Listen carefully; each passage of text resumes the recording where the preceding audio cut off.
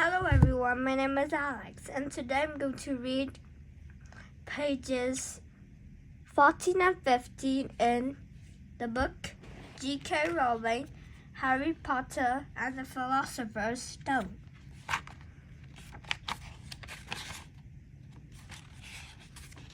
Let's see the map of Hogwarts.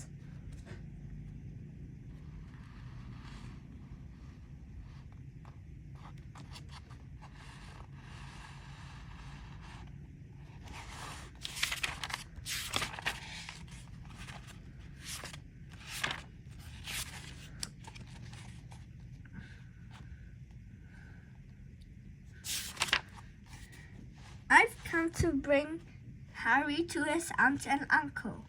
They're the only family he has left now. You can't mean the people who live here? Cried Professor McGonagall, jumping to her feet and pointing at number 4. Dumbledore, you can't.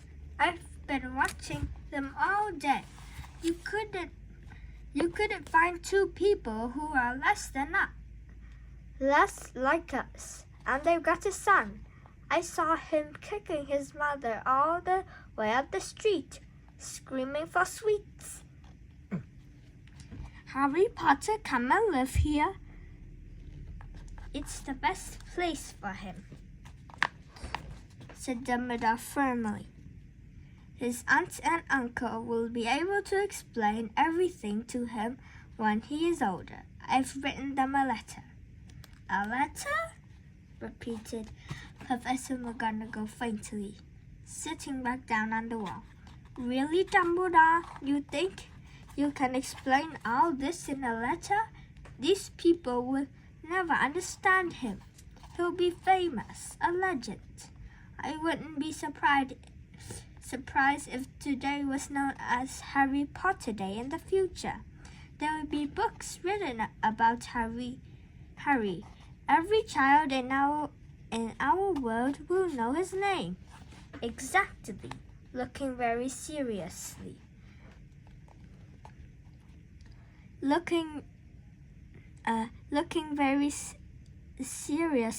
over the top of his half-moon glasses. It would be enough to turn any boy's head. Famous before he can walk and talk. Famous for something he won't even remember. Can you see how much better off he'll be growing up away from all that until he's ready to take it? Professor McGonagall opened her mouth, changed her mind, swallowed, then said, Yes, you're right, of course. But how is the boy getting here, Dumbledore? She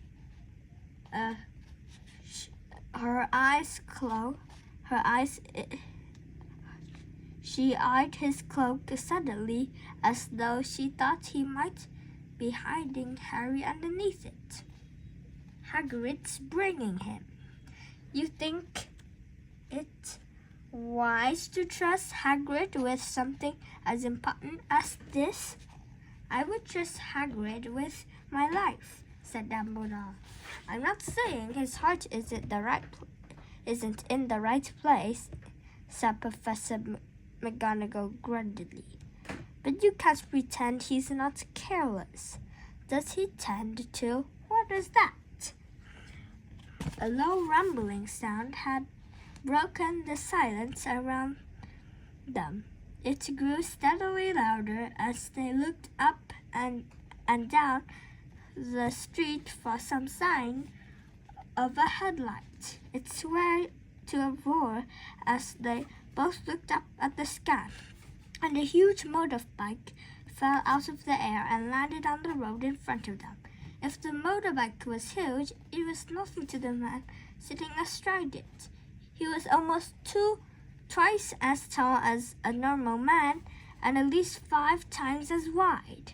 He looks simply too big to be allowed it, and so wild, long tangles of bushy black hair and beard hid most of his face. He had hands the size of dustbin lids, and his feet and their little boots were like baby dolphins.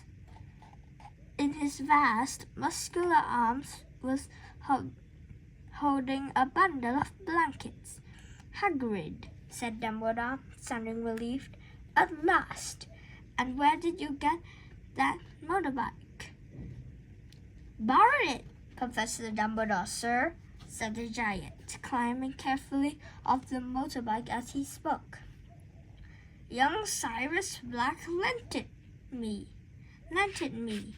I've got him, sir. No problems, were there?" And that's all of pages 14 and 15 in the book J.K. Rowling, Harry Potter and the Philosopher's Stone. If you're still wondering who Hagrid is, he's here. And this is Harry Potter. If you want to know more, come to my channel. Bye-bye!